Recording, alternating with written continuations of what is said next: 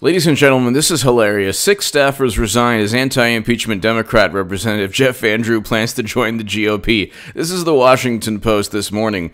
At least 6 senior aides working for Representative Jeff Van Drew, a freshman Democrat from New Jersey who opposes impeachment and is expected to switch parties later this week, resigned Sunday in a mass exodus following the legislators' impending decision to jump to the GOP. Quote, sadly, Congressman Van Drew's decision to join the ranks of the Republican Party, led by Donald Trump, does not align with the values we brought to this job when we joined his office, 5 Washington-based staffers wrote in a letter obtained by the Washington Post.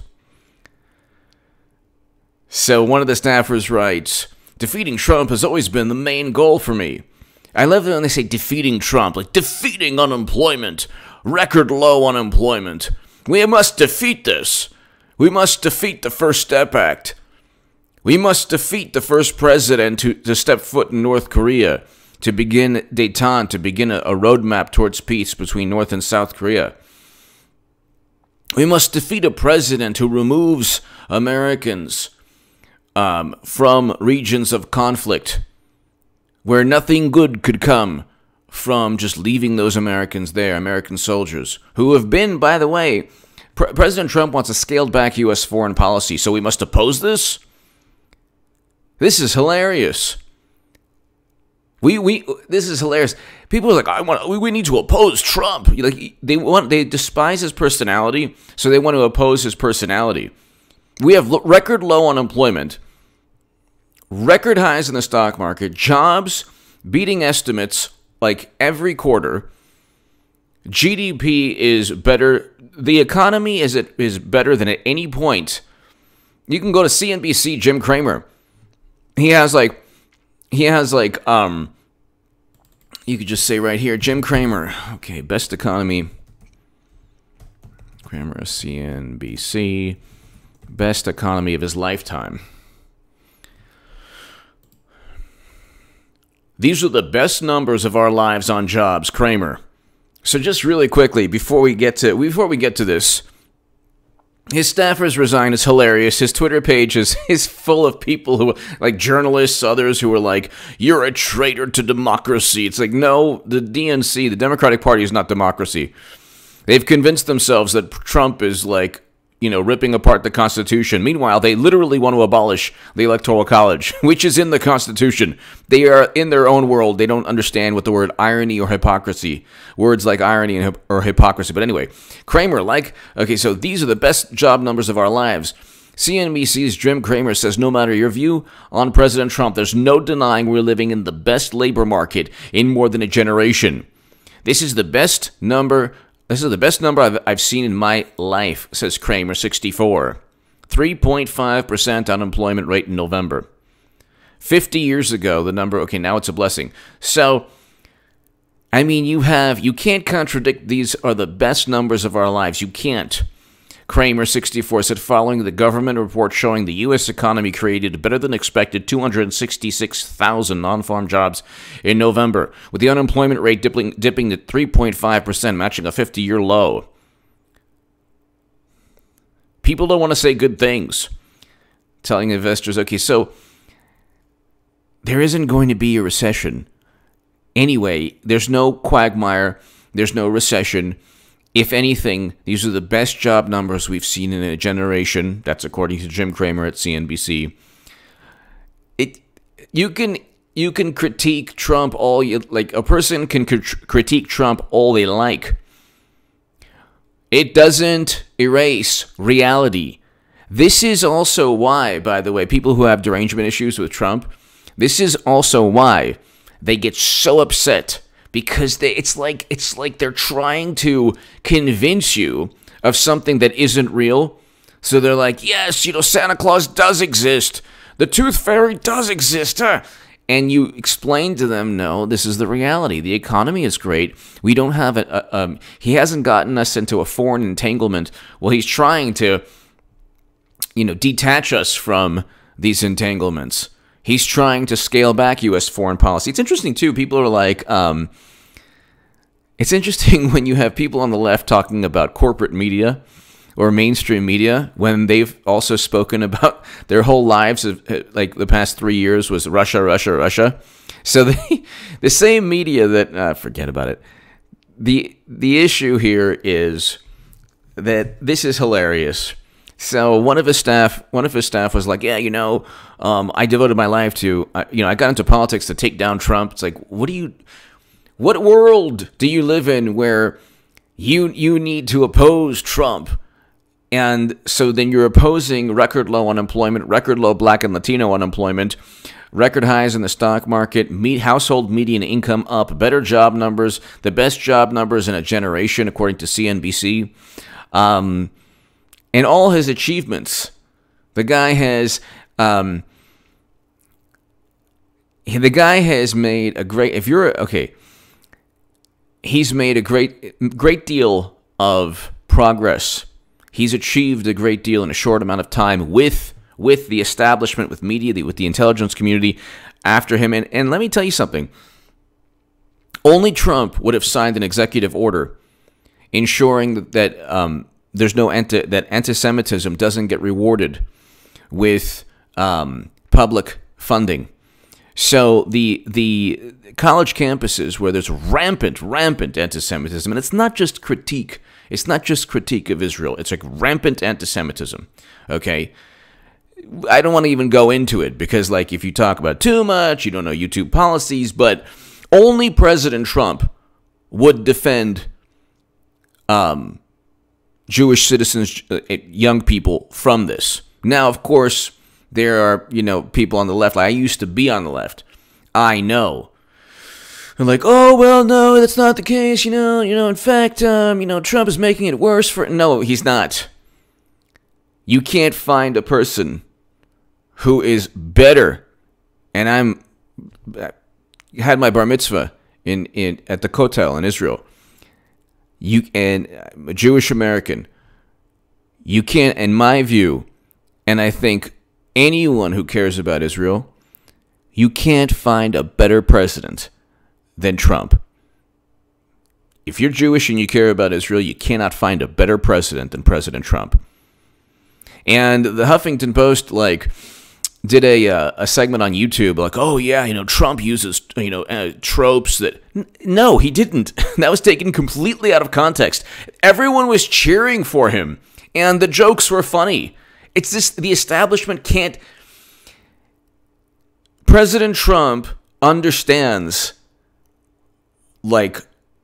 he can speak to people because he understands what they're going through. When he makes a statement, he understands what they're going through. And the media deliberately takes it out of context. There was a reason people were cheering. It wasn't that he was saying anything insulting.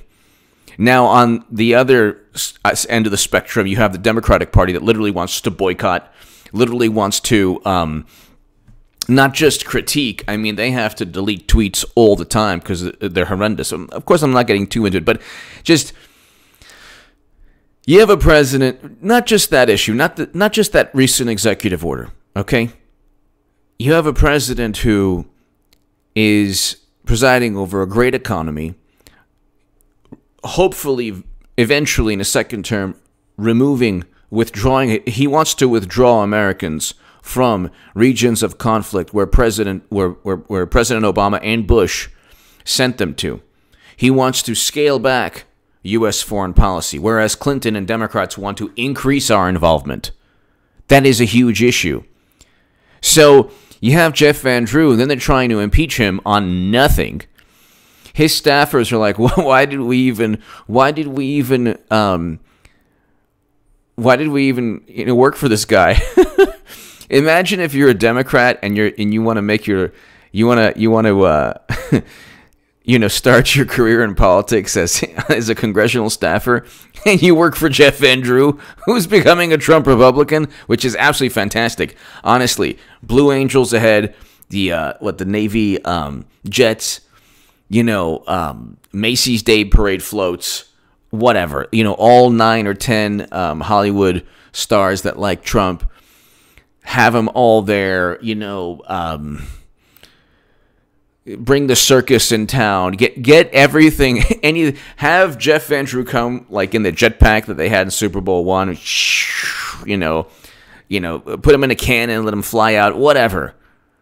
In a cake, hi Mr. President, whatever.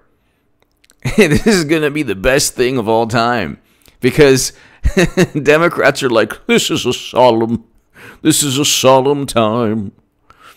This is a solemn time in American politics.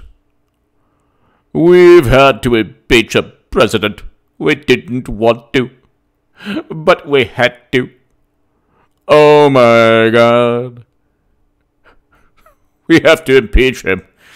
This is when Clinton runs, when she will, the day that, of course, it all happens, and hopefully, you've told everybody that you know that H.A. Goodman has said that Clinton is going to run. I wrote, Clinton 2020 is a reality. Get ready for 8 years of Trump. That article is below in the pinned comment. Please share it everywhere. If you're still on social media, I suggest everyone just get off Twitter, Facebook, but fine.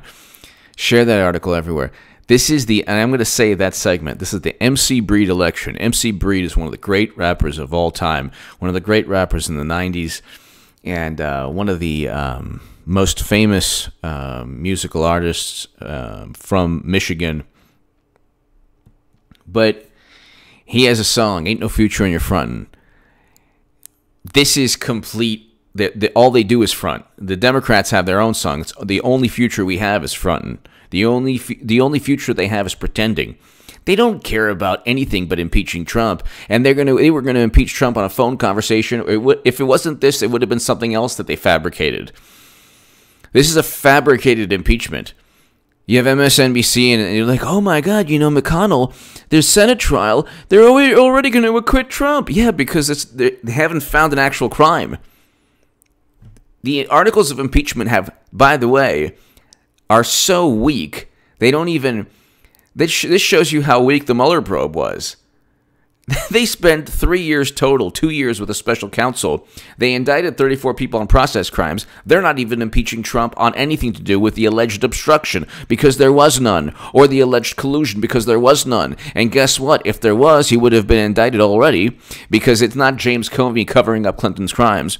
It's Mueller and the entire, all his staff, Peter Strzok and Lisa Page, who literally said we'll stop Trump in text messages. They were a part of it, his staff, and then were kicked off. But they didn't even use anything to do with Mueller in the impeachment. That is so weak. It's so weak that they didn't even use anything to do with Mueller, because they had nothing. Because they were lying the whole time. And so at the end of the day, people are like, oh, it can't be Clinton. Well, then who else is it going to be? You want the no malarkey bus tour, Democrats? No. It's a simple process of elimination. It's a simple process of elimination. That's it. Very simple process of elimination. Okay? Very simple. You have... either Trump, you're going to have Trump winning, but you either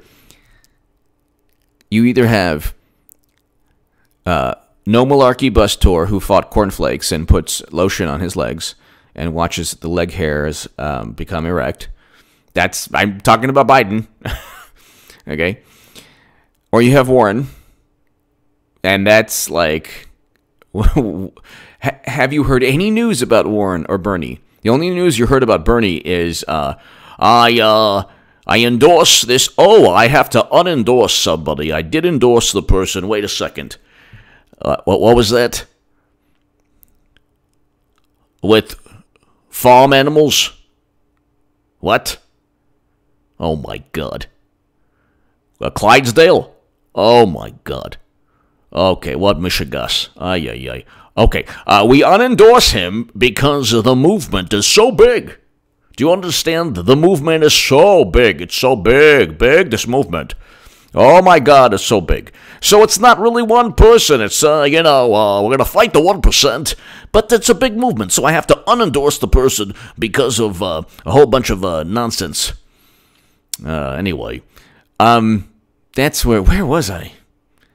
Anyway, give me your thoughts below. Jeff Van Drew is the man. The water's warm, believe me. You get an anti-war, truly anti-war foreign policy compared to Democrats. And their version of that is like completely warped. But whatever. You get protection of the Bill of Rights, actually, and of the Constitution. The same people who are talking about the Constitution want to do away with the Electoral College and pack the courts. They don't even know what hypocrisy means, or irony, I should say. They have no clue what those words mean. They're like, oh, Trump is ripping apart our norms and our Constitution. What was that? Oh, yeah, the Electoral College, it needs to go. We need to pack the courts. What else? Oh, yeah, Second Amendment, nah. First Amendment, you say something, it's done. So they're the ones, there are more people on the left who are like, yeah, Constitution is an older document, we don't need it. They're the ones who are, and then they're pretending to be like the, Bush-era Republicans. Or the old school Republicans who were like, oh, the framers wanted this. Like, no, don't bring up the framers. Whenever you bring up the framers for a shameless political ploy, not good. Give me your thoughts below. Check out H.A. Goodman's other channel. That's below in the pinned comment. Check that one out. Thank you so very, very much.